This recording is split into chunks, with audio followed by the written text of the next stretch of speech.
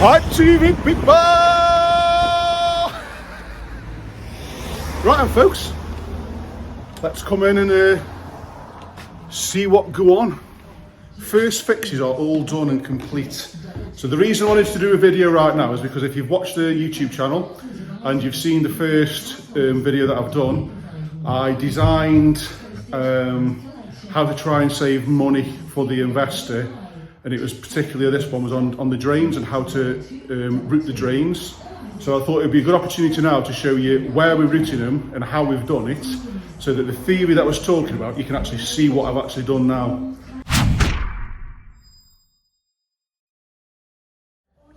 Right, so the reason that I've done this is because the building inspector's been out this morning and he's passed everything. A-OK people, beautiful, and the tickling stick. He was loving it. He was loving the tickling stick, people.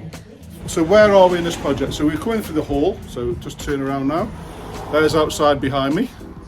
I'm trying to get away from the glare. So we've got a fire alarm panel going in here. That's what all these red wires are. So this is a grade A LD2 system. So it's a full fire alarm with it being 3 stories and 6 people.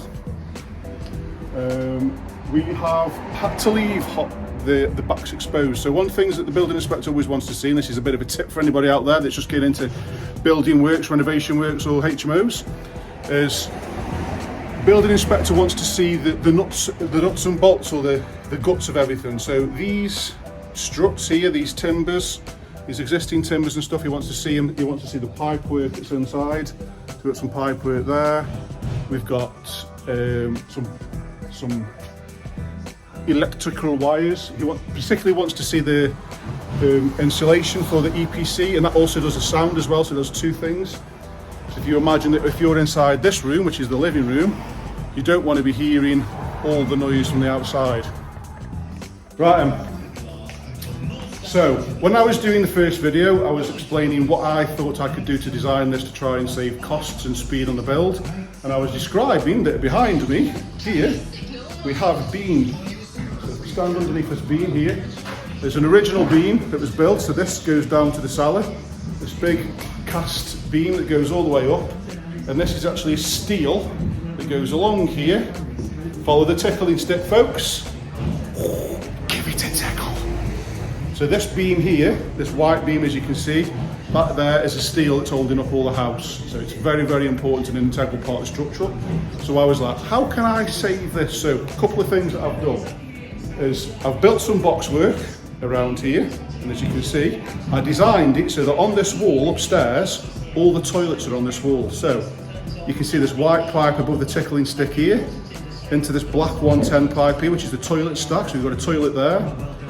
Down here, we've got another toilet coming through, and then they all go round and come down in there and then go outside. So this is all being boxed in, which is why all the timber's there. So this is going to be put a load of insulated wall in there, so when you flush the toilet you can't hear it.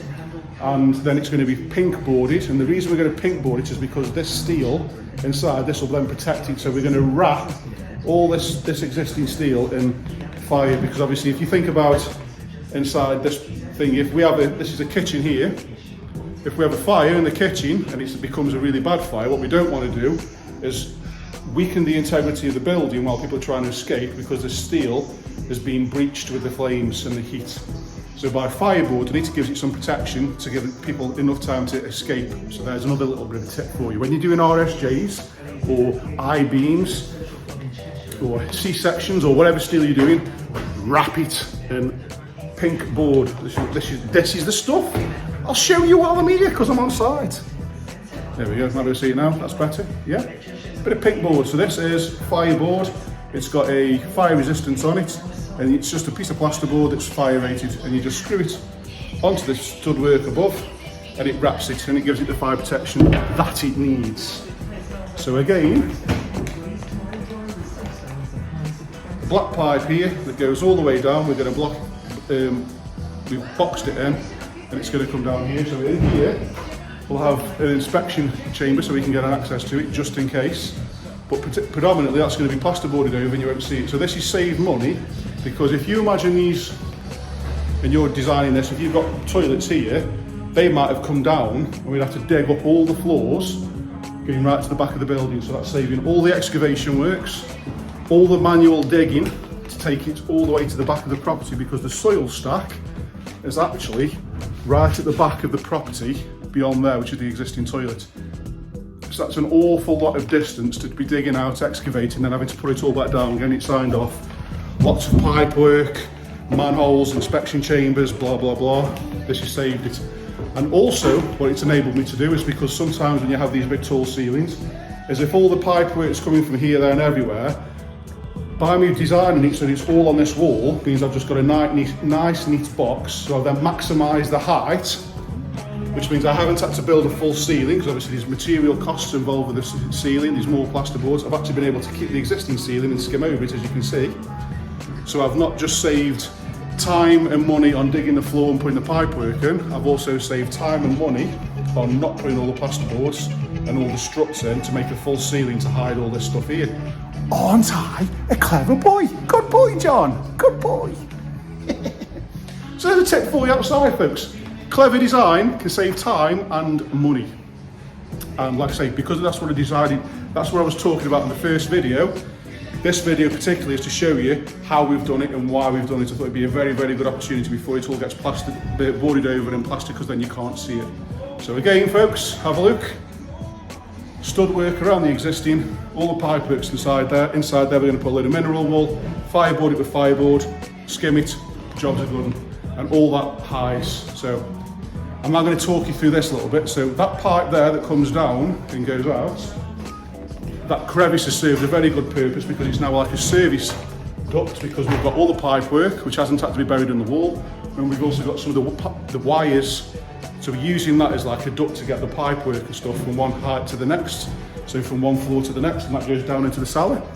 So the cellar is where the plant room is. So the pipes are easy. So again, the plumber can just pin all his stuff straight up there. It's nice and easy, and we just board it over and it's all hidden from view. So it's not unsightly.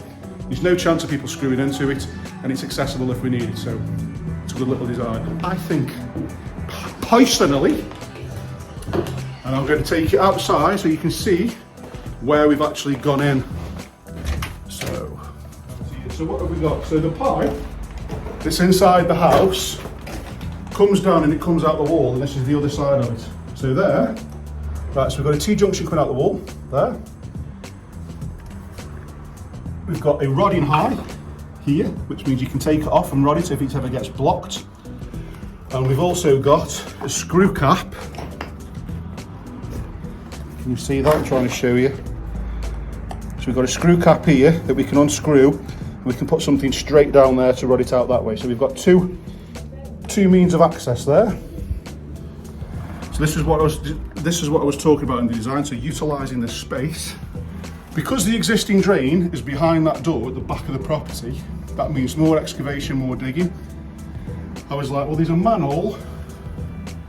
You can just see the tickling stick there. See that square? I'll take you to it in a minute. That's the existing manhole. So I was like, hang on a minute, let's use your noggin. That must run down here and into the road, into the main sewer behind me. And guess what? We did a couple of tests with some water, and we found it, people. Look down here. So, what we've done is dug down. We've got to reconnect this. We've put a new fresh water main in there, so that goes into the cellar where the plant room is. So we've got a good access. And then here we've got a manhole with a riser on it and then a top. So we've introduced this. So what we've done is we've broken into the existing pipe, put our own one in, and we've connected everything up. So I hope that makes sense. So what I'm trying to say in simple man's terms is we've used the existing line of pipe, dug down and broke into it to save us digging up all the inside and digging to the back of the property. So the shortest point is this. And what we've done is we've only got one point to dig, because we've come down, utilised this space inside here, run it along there, and then just down here, so we've got no floors inside to be dug up. We've got no floors to put back in or anything, so this is quicker and cheaper, because we've just come straight down, come outside and tapped in. So that has saved an awful lot of hours in terms of man hours. to dig it all up and fill it back in. So yeah, clever design, folks, and that is the existing manual I was talking about. It's slightly dislodged because obviously we've had it open, but it's all been passed and checked off. So again, that was what I particularly wanted to talk about, just to explain to you. So if you watch the first design, these are all the things that I designed, and now you can start seeing them coming to life.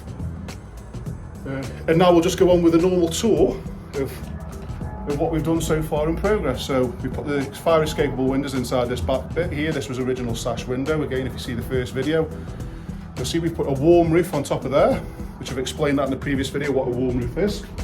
But that's done. I've also explained in previous videos another way that I'm speeding up this project is by plastering one side of the walls. So like I say, the building inspector can see the bits that he wants to see, i.e. this. So the building inspector's been out this morning, but obviously we've been doing some work. So you can see all the insulation behind me.